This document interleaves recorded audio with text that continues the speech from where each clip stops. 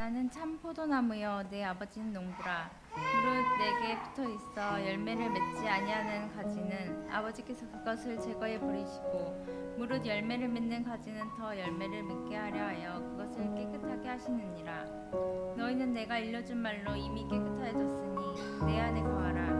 나도 너희 안에 거하리라. 가지가 포도나무에 붙어 있지 아니하면 스스로 열매를 맺을 수 없음 같이 너희도 내 안에 있지 아니하면 그러하리라. 나는 포도나무여 너희는 가지라. 그가 내 안에 내가 그 안에 거하면 사람이 열매를 많이 맺나니 나를 떠나서는 너희가 아무것도 할 수 없음이라. 사람이 내 안에 거하지 아니하면 가지처럼 밖에 버려져 마르나니 사람들이 그것을 모아다가 불에 던져 사르느니라. 너희가 내 안에 거하고 내 말이 너희 안에 거하면 무엇이든지 원한 대로 구하라. 그리하면 이루리라. 너희가 열매를 많이 맺으면 내 아버지께서 영광을 받으실 것이요 너희는 내 제자가 되리라. 아멘. 오늘날 우리가 사는 시대를 일명 연결의 시대라고 말할 수 있습니다. 지금은 예배 중이니까 아마 여러분들의 핸드폰을 다 꺼놓으셨든지 아니면 무음으로, 진동으로 해놓으셨을 텐데, 평상시에 휴대폰을 잠시만 꺼보십시오. 그러면 어떤 현상들이 나타나냐? 날씨를 확인하고 싶어도 확인할 수가 없게 되고, 대중교통 정보, 내비게이션, 또 은행 업무, 결제도 사용하지 못하는 불편함을 겪게 됩니다. 뿐만 아니죠. 가족과 연락을 해야 되는데 순간 내 아들, 내 딸 연락처가 생각이 안 납니다. 예전에는 핸드폰이 없었을 때는 전화번호 수첩을 가지고 다니고 또는 머릿속에 최소한 20개 이상의 전화번호를 외우고 있었는데, 지금은 단축번호가 있다 보니 번호 하나만 누르면 내 아들, 딸, 남편, 자녀들에게 연락이 가는 시대가 되다 보니, 그런데 이제 그 핸드폰이 없어져 버리면 우리는 연결의 시대에서 불통의 시대가 돼버리고 많은 일들에 제약을 받기 시작하게 되는 거죠. 이렇게 우리가 가진 수많은 기능들은 결국에 연결되어 있을 때에 그 의미가 있게 되는 겁니다. 요즘 자동차를 운전하면서 가다 보면 전기차가 참 많이 보여집니다. 그러면서 전기차 주차 전용 공간들이 이제 하나둘씩 더 늘어나기 시작하고 전기 충전소도 늘어나고 있는데, 한 번씩 그 전기차에 대한 오작동의 소식을 이렇게 듣게 됩니다. 그러면서 드는 생각이 뭐냐? 이렇게 전기가 연결이 안 돼서 끊어지게 되면 바로 그 수천만 원, 거의 1억이 되는 그 전기차가 그저 쇳덩이밖에 되지 않는다는 겁니다. 사람의 인생들도 다르지 않죠. 능력이 부족해서 사람이 쓰러지는 것이 아니라 연결점을 잃어서 사람은 넘어지게 되는 겁니다. 목표를 잃으면 열심히 사라져버리게 되고, 가치가 사라지면 방향성이 사라져버리게 되고, 관계가 끊어지면 사랑을 할 수 없게 됩니다. 그 자리에서 멈춰버리게 되죠. 그러니 연결이 곧 생명이고 연결이 곧 기능입니다. 이 단순한 진리가 바로 오늘 말씀 속에서 나오는데, 예수님은 지금 이 이야기를 참 포도나무 비유를 통해서 이야기를 하고 계시는 겁니다. 1절 말씀에 보니까 예수님은 스스로를 참 포도나무라, 그리고 아버지 하나님을 농부라 지금 비유해서 말씀을 하십니다. 그러면서 2절 말씀을 통해서 선포하시기를, 열매 맺는 가지는 더 많은 열매를 맺기 위해 깨끗하게 가꾸어 주시지만 열매를 맺지 아니하는 나무들, 예수님께 붙어 있는데도 열매를 맺지 아니하는 나무는 어떻게 하신다? 제 입으로 이야기하기가 너무 두렵습니다. 농부가 포도나무를 심는 목적이 무엇이겠습니까? 당연히 열매를 맺기 위함입니다. 그렇다면 농부인 하나님 아버지께서 참 포도나무인 예수님을 나무로 이 땅에 있게 하신 이유가 무엇이겠습니까? 바로 가지인 우리들로 말미암아 많은 열매를 맺게 하기 위함입니다. 그냥 내가 열매 맺는 것이 아니라 나로 말미암아 더 많은 열매를 맺게 하시기 위해 우리가 가지로서 참 포도나무이신 예수님께 붙어 있어야 되는 거죠. 예수님께서 다른 많은 비유들 중에서 이 참포도나무 비유를 말씀하신 이유가 뭐냐면, 예전에 포도나무는 이 구약에서부터 이스라엘 백성들, 민족들을 상징하는 은유적 표현입니다. 이스라엘 백성들이 실질적으로는 작고 초라하고 볼품없는 정말 작은 민족이지만 하나님께서 택하심으로 말미암아 그 작은 민족이 온 세상에 포도나무, 포도 열매들처럼 주렁주렁 풍성한 열매를 맺게 하시겠다라는 그 결단과 하나님의 그 마음이 들어가 있는 것이 바로 이 포도나무, 그리고 그 열매를 이야기하는 거죠. 그래서 하나님의 언약 백성이 된다는 얘기입니다. 그래서 구약 성경 이사야 5장에 보게 되면은 포도원을 이스라엘 민족으로 비유를 하고 또 나무는 유다 사람이라고 칭하면서 메시아께서 이스라엘 족속 유다 지파를 통해서 나올 것을 이사야 5장에서 예언을 하고 있고, 또 시편 80편 같은 경우는 하나님이 이스라엘을 애굽에서 구원해 내사 가나안에 심으시고, 가나안이 어디입니까? 약속의 땅.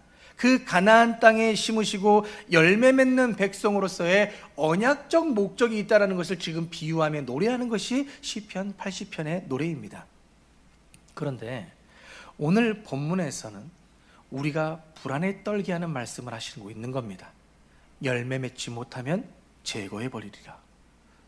한 번씩 이렇게 무서운 말씀을 하실 때마다 우리의 마음이 벌렁벌렁하지요. 콩닥콩닥합니다. 우리가 열매 맺지 않고 싶어서 안 맺는 것이 아니지 않습니까? 안타깝게도 우리 스스로가 너무나 약하고 부족해서 정말 마음은 원인데 육신이 약해서 못하는 부분들도 있는 것 아니겠습니까? 그런데 이렇게 열매 맺지 못하면 그 가지를 제거해 버리신다는 이 무서운 말씀을 듣게 되면 여러분들은 어떤 생각이 드십니까? 그래, 열매 맺어야지, 다시 한번 힘을 내봐야지 라는 결단보다는 지금도 내가 나름대로 최선은 다하고 있는데 도대체 어떻게 하라는 거지? 주님 어떻게 합니까? 나는 그냥 이러다가 열매 맺지 못하고 그저 말라 비뚤어진 나무 가지가 되어 아궁이에 던져지는 그런 존재가 되는 겁니까?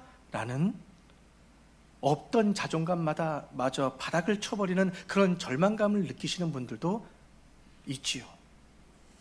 과연 이럴 때 우리는 어떻게 해야 될까? 여러분, 제발 부탁을 드립니다. 결단코 이 하나님의 말씀을 오해하지 마십시오. 예수님의 이 비유의 말씀의 방향을 잘 잡으셔야 됩니다. 그래서 성경을 잘 보셔야 됩니다. 듣는 것으로만 멈춰 계시지 마시고 기록된 이 하나님의 말씀을 잘 보셔야 그 방향성을 잡을 수 있습니다. 예수님은 분명히 말씀을 하십니다. 열매 맺지 못하는 가지인 농부인 아버지께서 제거하신다고 분명히 말씀하셨지만 말씀을 끝까지 보십시다. 4절 말씀. 4절 말씀 우리 함께 읽어보죠. 다 함께 시작. 내 안에 거하라. 나도 너희 안에 거하리라.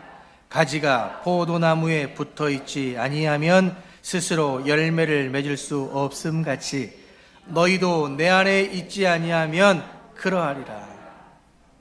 자, 이 말씀에서 예수님이 지금 이 말씀을 통해 우리에게 진짜 간절히 이야기하고 싶어하는 핵심이 뭐겠습니까? 그러니까 내 안에 거하라. 그러니까 내 안에 거하라. 그러면 나도 너희 안에 거하리라. 예수님께서 말씀하고 싶어하는 것은 어렵지 않습니다. 내 안에 거해라. 열매 맺지 못하니까 너를 찍어버리리라가 아니라 그러니까 열매 맺기 원하니까 너희들 내 안에 거하라. 나에게 붙어 있으라. 이것이 예수님의 핵심입니다. 가지가 열매를 맺기 위해서 할 수 있는 게 뭡니까? 가지가 할 수 있는 일들을 생각해 보십시오. 뭡니까? 그저 나무를 통해서 그 나무에 붙어서 뿌리를 통해서 올라오는 그 영양분을 받지 못하면 가지는 할 수 있는 게 아무것도 없습니다. 떨어져 있는데 간당간당 껍질만 붙어 있는데 그 영양분을 받지 못하면 자연스럽게 말라가지요. 그러니 온전하게 붙어 있을 때의 영양분을 받을 수 있는 겁니다. 그렇게 붙어서 영양분만 받고 있으면 저절로 꽃이 피고 열매는 맺혀지는 겁니다. 가지가 할 걸 뭘 합니까? 가지가 어떻게 꽃을 피우고 열매를 맺습니까? 붙어 있어야 열매 맺고 꽃을 피우는 거죠. 우리가 신앙생활을 하면서 엄청 열심인 가지들을 많이 봅니다. 누가 시키지 않아도 열심히 예배를 드리고 교육도 받고 전도하러 나가고 봉사도 하고 모든 일에 힘써서 모여 교제도 하고 다 잘합니다. 그런데 그런 열심 가지들이 한순간에 꺾여져 버리는 상황들이 생깁니다. 언제 꺾일까요? 교회 안에서 목사님의 말씀 한마디에, 누군가 직분자들의 말 한마디에, 그 까칠한 말 한마디에, 오해 한 번에, 배려가 부족한 그 행동 하나 때문에 그 열심과 마음이 다 꺾여버립니다. 또한 경제적 어려움이 있을 때, 그리고 가족의 병이 찾아왔을 때, 갑작스런 어떤 사고를, 그 위기를 당했을 때 꺾여버립니다. 또한 내가 열심을 다해서 하나님께 봉사하고 섬기고 예배하고 했는데 내가 바라는 대로 이루어지지 않았을 때 꺾여버립니다. 이 모든 꺾임의 상황들이 왜 생길까요? 왜요? 이유는 이것밖에 없습니다. 관계 중심이 아니라 행위 중심이었기 때문에 그런 겁니다. 그러니 여러분들 신앙생활을 돌아보십시오. 나는 관계 중심으로 신앙생활을 하고 있는가? 행위 중심으로 신앙생활을 하고 있는가? 가지가 나무에 잘 붙어 있어야 된다는 그 관계를 더 중요하게 생각하지 못하고 그저 내가 피워야 될 꽃과 내가 맺어야 될 열매만을 생각하며 나타내는 그 열심 때문에, 그 행위에 중심을 두고 있기 때문에 꺾여버리는 겁니다. 그러나 그것을 잠시 내려놓고 나는 아무것도 할 수 없어, 오직 나와 함께 하신 하나님께서 하실 수 있어, 그러니 나는 온전히 붙어 있어야 돼. 어떤 상황 속에서도 나는 붙어 있어야 돼. 그래야 나는 살 수 있어. 이런 관계 중심의 생각과 마음과 삶을 살게 되면 결코 마를 일이 없을 것이며 찍혀 아궁이에 던져질 일이 없을 겁니다. 그러나 우리는 그 관계에 대해서는 소홀히 하고, 내가 이렇게 하면 더 많은 복을 주시겠지, 내가 이렇게 하면 하나님께 더 기뻐하시겠지라는 행위 중심의 삶을 살 때가 너무나 많다는 거죠. 그래서 새벽제단을 열심히 나오면서 새벽제단 나오지 않는 사람들을 정죄하고, 헌금을 많이 하면서 헌금하지 않는 사람들을 정죄하고, 예배 출석 잘하면서 예배 출석 한 번 빠진 그들을 정죄하는 행위 중심의 삶을 살고 있기 때문에 내 영혼은 점점 하나님으로부터, 예수 그리스도로부터 점점 떨어져 나가고 있는 거죠. 그래서 껍데기만 붙어 있는 존재가 될지도 모른다는 겁니다. 그러면은 어떤 분은 이렇게 질문을 하죠. 그럼 정말 아무것도 하지 않고 우리가 나무에 붙어 있기만 하면 됩니까? 그렇게 붙어 있기만 하다가는 내 신앙생활이 그 어떤 열심과 애씀도 없이 게을러지지 않겠습니까? 라며 걱정하며 질문하시는 분들이 계실 수 있습니다. 이에 대해서 19세기 남아프리카 성자이자 기도와 성령으로 유명한 앤드류 머레이라는 사람이 이렇게 이야기를 해줍니다. 포도나무 가지는 포도나무로부터 공급받는 것 외에는 가진 게 없습니다. 당신과 나는 예수님으로부터 받은 것 외에는 아무것도 가질 수 없습니다. 가지의 생명은 나무에 단단히 붙어 있는 데서 옵니다. 작은 가지가 만일 말할 수 있다면 우리에게 이렇게 속삭일 겁니다. 당신에게 줄 교훈이 있어요. 그리스도를 위해 일할 때 당신이 아무리 서두르고 노력을 해도 결코 번성할 수 없어요. 그러니 당신에게 첫 번째로 필요한 것은 당신의 주님이신 그리스도께 연결되어 있는 겁니다.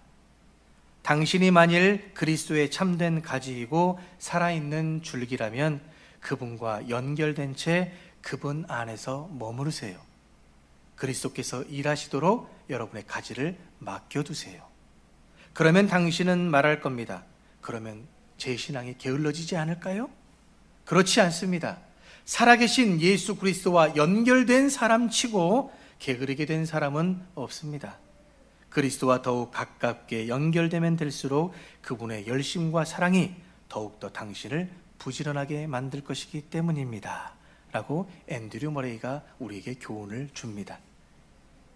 그러니 우리에게 최선의 방법은 오직 한 가지, 아주 간단합니다. 뭡니까? 제대로 붙어 있기만 하면 됩니다. 우리 옆에 계신 분들과 인사하죠. 제대로 붙어 있으랍니다. 웃는 이유가 무엇입니까? 아직 온전히 제대로 붙어 있지 못한 것 같다라는 양심이 여러분들의 마음을 찔렀습니까? 왜 웃으십니까? 답은 간단합니다. 제대로 붙어 있어야 된다. 제대로 붙어 있는 것에 힘쓰시면 됩니다. 그러면 성령께서 하십니다. 그렇게 가지가 나무에 잘 붙어 있으면 때가 되면 꽃이 피어지고 때가 되면 열매를 맺는 겁니다. 그렇게 가지가 나무가 하나가 될 때에 우리 안에 예수님께서, 우리가 예수님 안에 거하고 예수님도 우리 안에 거하여 이렇게 하나가 되어 우리는 작은 예수로서 살아가며 꽃을 피우고 많은 열매를 맺게 되는 거죠. 그럴 때 하나님께서 더 큰 영광을 받으시고 우리도 그 영광에 동참되면서 우리가 바로 참 제자가 되는 겁니다. 여러분, 예수님도 우리와 성정이 같으신 분이십니다. 예수님은 하나님의 아들이시며 이 땅에 오시기 전 영이셨죠. 우리도 육체로 지음을 받은 뒤에 우리 코에 하나님께서 후 하고 생기를 불어 넣으셔서 우리가 생영, 살아있는 영이 되었습니다. 살아있는 몸이 된 겁니다. 그러니 우리 안에는 무엇이 있습니까? 하나님의 호흡, 하나님의 그 생기, 생명이 우리 안에 있기 때문에 우리 안에도 그리스도의 영이 있습니다. 예수 그리스도의 영이 우리 안에 있기 때문에 우리도 예수님과 똑같다는 얘기입니다. 예수님도 영이시지만 육체로 이 땅에 오셨던 것처럼 우리는 육체이지만 우리 안에 영이 있기 때문에 예수님과 하나 될 수 있는 겁니다. 그래서 너희가 내 안에 거하라, 나도 너희 안에 거하리라. 우리도 예수님 안에 있을 수 있고 예수님도 우리 안에 있을 수 있다라는 얘기죠. 그렇게 하나가 되어 우리 모두가 더 하나가 되어 한 교회를 이루어 성령의 인도하심을 받아서 아버지 하나님의 귀한 그 나라의 사명을 감당하는 것이죠. 그래서 우리는 영적으로나 육체적으로나 예수님과 같습니다. 그래서 우리가 예수님 안에 거한다라는 뜻, 나의 안에 거하라는 뜻이 뭐냐? 영적으로도 육체적으로도 예수님과 교제하며 연합의 관계를 맺으라는 겁니다. 그저 이 시간 예배를 드리는 것이 아니라 이 예배를 통해서 주님과 하나 되는 영적인 교제, 이 예배가 그 영적인 교제가 되어야 되는 것이고 예수님뿐만이 아니라 우리 옆에 있는 형제 자매들과 그들도 예수 그리스도를 모신 영이 안에 있지 않습니까? 그들과 함께 연합해서 각각의 지체들이 여러 지체들이 하나가 되어 생명샘이라는 공동체를 이루어 주님과 하나 되어 귀한 그 뜻을 이루는 것, 그것이 아버지께서 우리를 통해 바라시는 뜻이죠. 그 뜻이 우리 안에 있으면 때가 되면 꽃이 피워지고 열매가 맺어지는 겁니다. 예전에도 한번 말씀을 드렸죠. 닮아야 놀자라는 영화의 내용을 한번 소개해드린 적 있는데 망각의 은혜를 가지고 계셔서 무슨 얘기를 했는지 다 잊어버리고 계시죠? 다시 한번 말씀드릴게요. 어느 한 절에 큰 사고를 친 깡패의 무리가 숨어 들어와서 절에서 체류를 합니다. 그런데 스님과 깡패의 생활 방식이 같습니까? 완전히 다르죠. 그렇게 해서 다른 스님들과 마찰이 있자 이제 서로를 배려하지 못하는 그 모습을 본 주지 스님이 퀴즈를 내서 먼저 그 퀴즈를 맞추는 팀 위주로 생활 방식을 허락해 주겠다 했습니다. 그래서 그 퀴즈를 내는데 퀴즈가 뭐냐? 사람의 몸만한 그런 큰 독을 준비했는데 그 밑이 깨져 있는 독을 주면서 이 큰 독에 빨리 아구까지 물을 채우는 팀이 승리할 것이다. 지금부터 시작! 이제 깡패팀들은 깡패팀 나름대로, 스님팀들은 스님팀 나름대로 여러 가지 갖가지 방법을 이용해서 항아리 아구에 물을 채우기 위해 애를 쓰고 있으나 채워집니까? 쉽지가 않죠. 그런데 이때 마침 깡패 우두머리에게 좋은 아이디어가 생각이 난 겁니다. 그 아이디어가 뭐냐? 그 큰 독을 들고 연못에 가서 던져버린 겁니다. 점점 그 연못에 빠진 항아리는 천천히 가라앉기 시작하고 결국엔 연못이 그 항아리를 삼키게 되었죠. 반대로 돌려 이야기하면 뭐가 됩니까? 항아리가 전부 물로 가득 차버린 상황이 되는 겁니다. 이 이야기가 무엇을 의미하겠습니까? 우리가 예수님 안에 거하며 예수님으로 충만하기 위한 방법도 바로 이겁니다. 무엇입니까? 예수 안에 빠지는 것. 말씀 안에 푹 빠지는 것. 그 말씀 안에 내가 동행하는 것. 늘 나의 생각과 나의 눈과 나의 귀와 나의 입술과 나의 삶이 말씀과 하나 되는 것. 쉽다는 얘기 드린 적 없습니다. 어려울 겁니다. 부어도 빠져나가 버리고 또다시 부어도 밑으로 빠져나가 버리는 우리는 그러한 과정을 살지만, 그럼에도 불구하고 우리는 말씀 안에 있어야 됨을, 말씀에 예수님 안에 있어야 됨을 우리는 잊어버리면 안 된다는 얘기죠. 그렇게 말씀이 내 안에 충만하고 내가 말씀 안에 있으면 모든 걱정, 근심이 사라지는 거 아닙니다. 그대로 있는데 뭐가 달라지느냐? 그것을 극복할 수 있는 능력이 나에게 생겨지는 겁니다. 말씀으로, 믿음으로 이 모든 상황을 이겨낼 수 있는, 자족할 수 있는 주님의 상태가 된다는 얘기죠. 마무리합니다. 다른 나무들도 그렇지만 이 포도나무는 특성상 나무를 심은 첫 해, 그리고 그 다음 해에 열매가 맺히기는 맺히는데 써서 먹지 못한다고 합니다. 그리고 세 번째 해가 되었을 때에 비로소 상품 가치로서 먹을 수 있는 포도의 열매가 맺혀진다고 하지요. 그 다음 해에서부터는 계속 이제 준비가 되었기 때문에 열매는 먹을 수 있다고 합니다.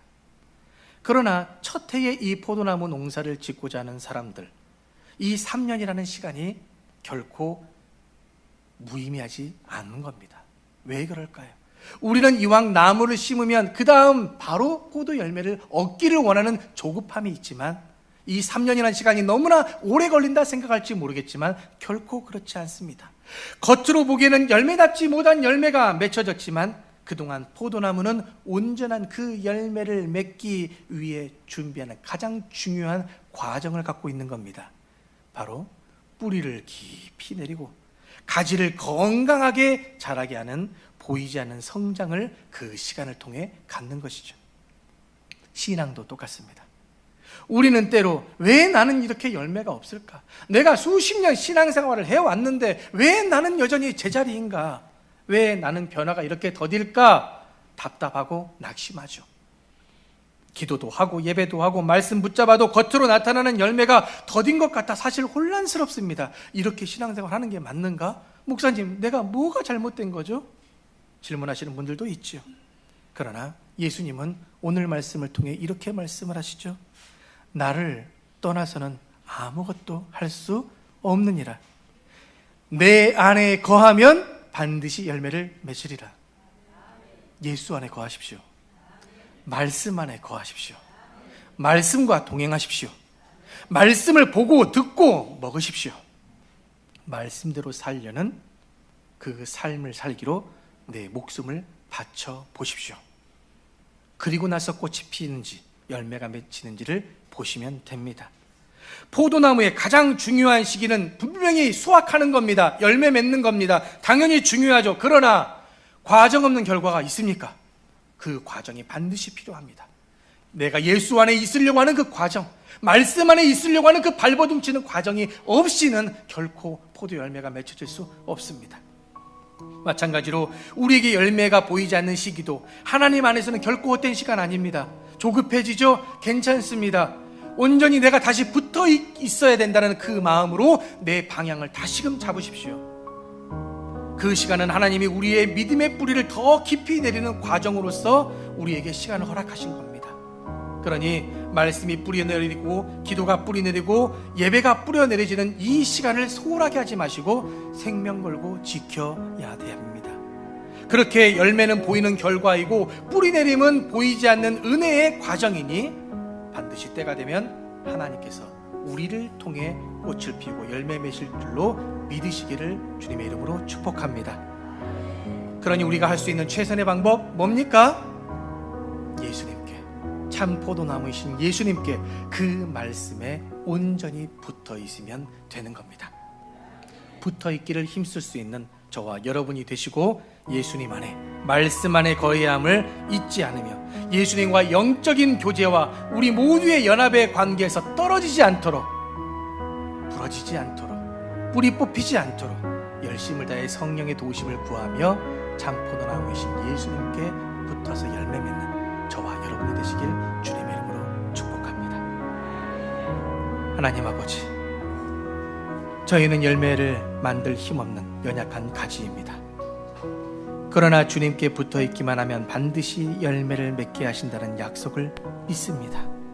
저희는 세상 수많은 일들 앞에 걱정하며 조급해하였고 보이지 않는 시간을 실패로 여기며 낙심할 때가 많았습니다. 그러나 포도나무가 뿌리를 깊이 내리는 시간이 가장 중요하듯이 우리의 보이지 않는 기도와 예배와 묵상의 시간이 주님의 손에서 귀한 뿌리 내림의 과정임을 믿습니다. 그러니 그 열매가 보이지 않을 때 낙심하지 않게 하시고 사람들의 말 한마디에 흔들리지 않게 하시며 어떤 비바람 속 환난과 고난과 어려움 속에서라도 예수님께 더 깊이 더 단단히 붙어있는 저희가 되도록 성령이여 도와주시옵소서. 예수님의 이름으로 기도하옵나이다. 아멘.